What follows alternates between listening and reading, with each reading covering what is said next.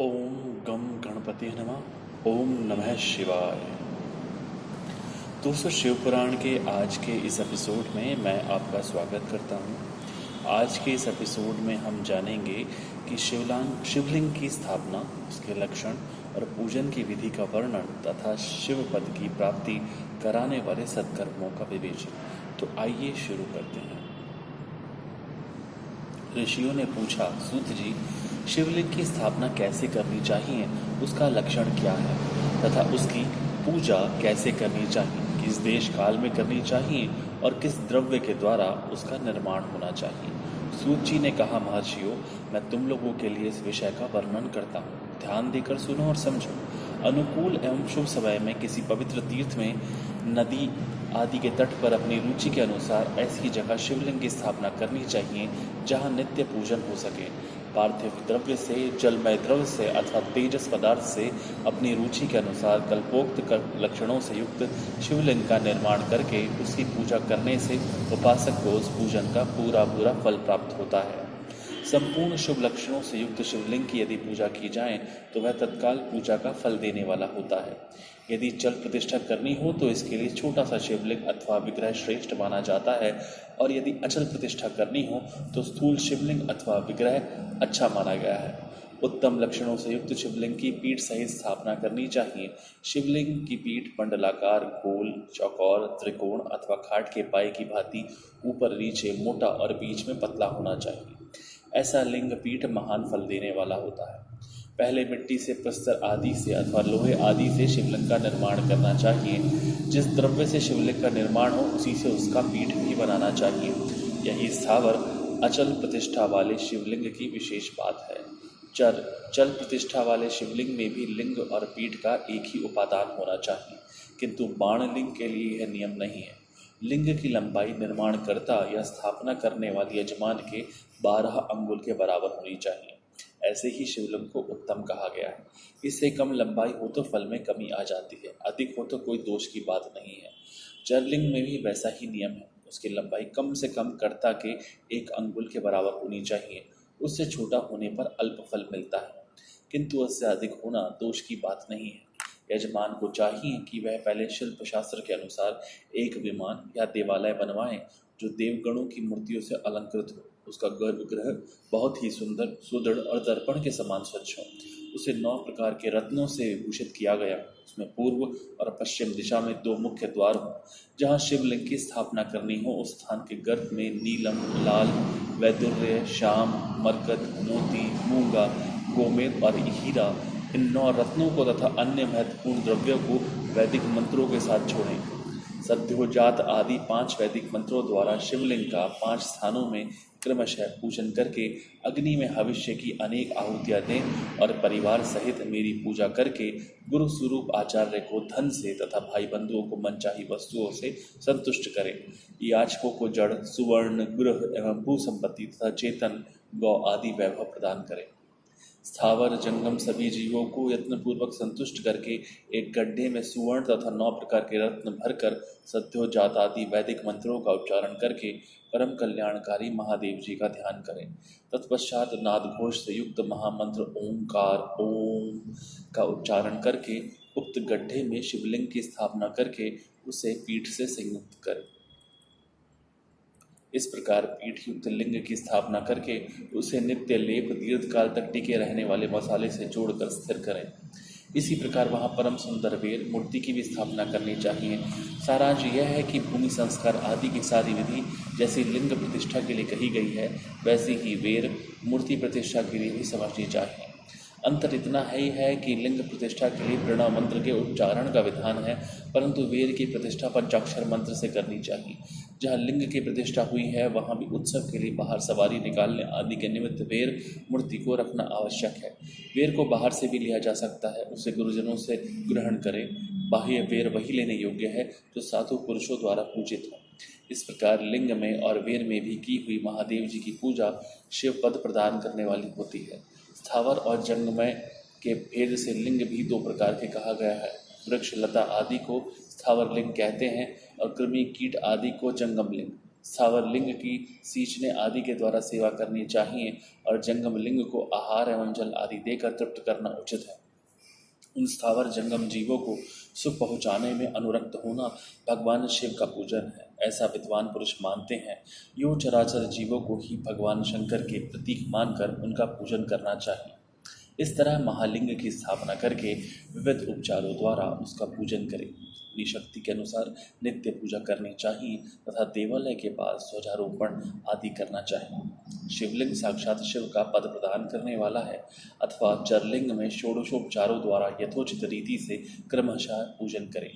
यह पूजन भी शिव पद प्रदान करने वाला है। आवाहन, आसन, अर्घ्य, पाद्य, पादांग, आचमन, अभ्यंग पूर्वक स्नान, वस्त्र एवं यज्ञोपवीत, गंध, पुष्प, धूप, दीप, नैवेद्य, तांबुल, समर्पण, नीराजन, नमस्कार और विसर्जन, ये 16 उपचार अथवा अर्घ्य से लेकर नैवेद्य तक विधिपूर्वक पूजन करें। अभिषेक, नैवेद्य, नमस्कार और तर्पण, ये सब यथाशक्ति नित्य करें। इस तरह किया हुआ शिव का पूजन शिव पद की प्राप्ति कराने वाला होता है। अथवा किसी मनुष्य के द्वारा स्थापित शिवलिंग में, ऋषियों द्वारा स्थापित शिवलिंग में, देवताओं द्वारा स्थापित शिवलिंग में, अपने आप प्रकट हुए स्वयंभू लिंग में तथा अपने द्वारा नूतन स्थापित हुए शिवलिंग में भी उपचार समर्पण पूर्वक जैसे तैसे पूजन करने से या पूजन की सामग्री देने से भी मनुष्य ऊपर जो कुछ कहा गया है वह सारा फल प्राप्त कर सकता है।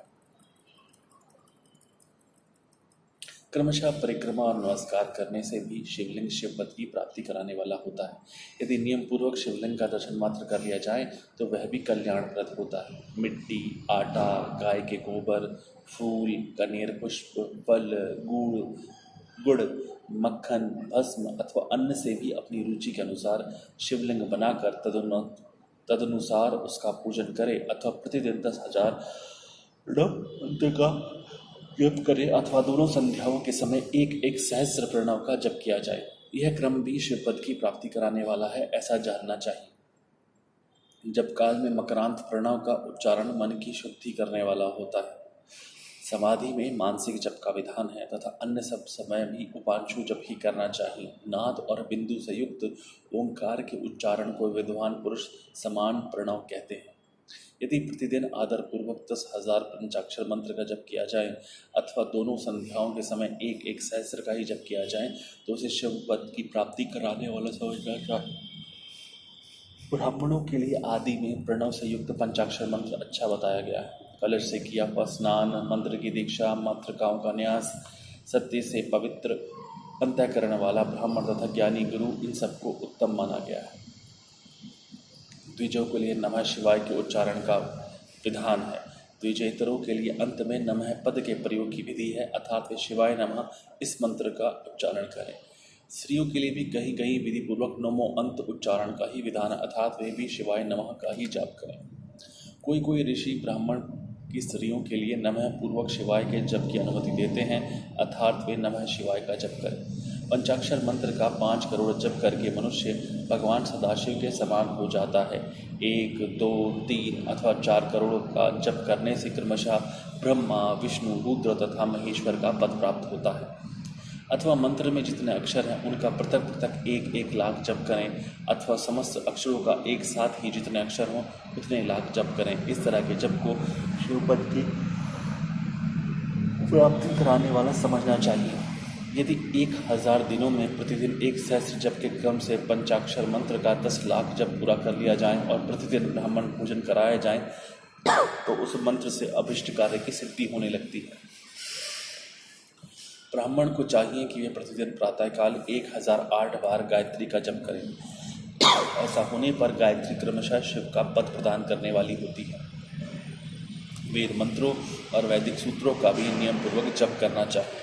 वेदों का पारायण भी शिव पद की प्राप्ति कराने वाला है, ऐसा जानना चाहिए। अन्य जो बहुत से मंत्र हैं उनका भी जितने अक्षर उतने लाख जप करें। इस प्रकार जो यथाशक्ति जप करता है वह क्रमशः शिव पद मोक्ष प्राप्त कर लेता है।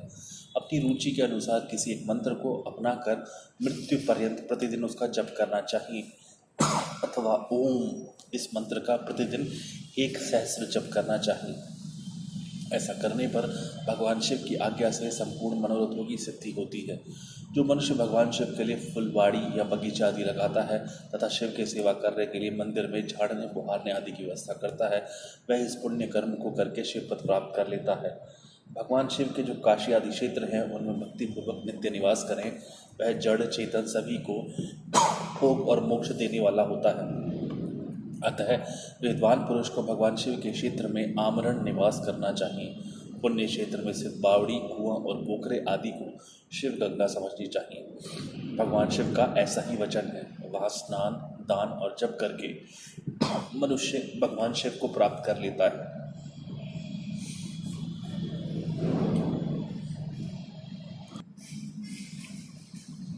वह इस पुण्य कर्म को करके शिव पद प्राप्त कर लेता है। भगवान शिव के जो काशी आदि क्षेत्र हैं उनमें भक्ति पूर्वक नित्य निवास करें, वह जड़ चेतन सभी को भोग और मोक्ष देने वाला होता है। अतः विद्वान पुरुष को भगवान शिव के क्षेत्र में आमरण निवास करना चाहिए। पुण्य क्षेत्र में स्थित बावड़ी, कुआं और पोखरे आदि को शिव गंगा समझना चाहिए। भगवान शिव का ऐसा वचन है, जो शिव के क्षेत्र में अपने किसी मृत संबंधी का दाह, दशा, मासिक श्राद्ध, सपिंडीकरण अथवा वार्षिक श्राद्ध करता है अथवा कभी भी शिव के क्षेत्र में अपने पितरों को पिंड देता है, वह तत्काल सब पापों से मुक्त हो जाता है और अंत में शिव पद पाता है। अथवा शिव के क्षेत्र में 7, 5, 3 या एक ही रात निवास कर ले, ऐसा करने से भी क्रमशः शिव पद की प्राप्ति होती है। लोक में अपने अपने वर्ण के अनुरूप सदाचार का पालन करने से भी मनुष्य शिव पद को प्राप्त कर लेता है। वर्णानुकूल आचरण से तथा भक्तिभाव से वह अपने सत्कर्म का अतिशय फल पाता है। कामना पूर्वक किए हुए अपने कर्म से अभिष्ट फल को शीघ्र ही पा लेता है। निष्काम भाव से किया हुआ सारा कर्म साक्षात शिव पद की प्राप्ति करने वाला होता है। दिन के 3 विभाग होते हैं, प्रातः, मध्याह्न और सायाह्न। इन तीनों में क्रमशः एक एक प्रकार के कर्म का संपादन किया जाता है। प्रातः काल को शास्त्र विहित नित्य कर्म के अनुष्ठान का समय जानना चाहिए। मध्याह्न काल सकाम कर्म के लिए उपयोगी है तथा सायकाल शांति कर्म के उपयुक्त है, ऐसा जानना चाहिए। इसी प्रकार रात्रि में भी समय का विभाजन किया गया है। रात के 4 प्रहरों में से जो बीच के 2 प्रहर हैं उन्हें निशीथ काल कहा जा गया है। विशेषता उसी काल की हुई भगवान शिव की पूजा अभिष्ट फल को देने वाली होती है। ऐसा जानकर कर्म करने वाला मनुष्य यथोक्त फल का भागी होता है। विशेषतः कलयुग में कर्म से ही फल की सिद्धि होती है। अपने अपने अधिकार के अनुसार ऊपर कहे गए किसी भी कर्म के द्वारा शिवाराधन करने वाला पुरुष यदि सदाचारी है और पाप से डरता है तो वह उन कर्मों का पूरा फल अवश्य प्राप्त कर लेता है। ऋषियों ने कहा, सूत जी, पुण्य क्षेत्र कौन कौन से हैं जिनका आश्रय लेकर सभी स्त्री पुरुष शिव पद प्राप्त कर ले, ये हमें संक्षेप से बताइए। ओम नमः शिवाय। हर हर महादेव। संग गौरा पार्वती।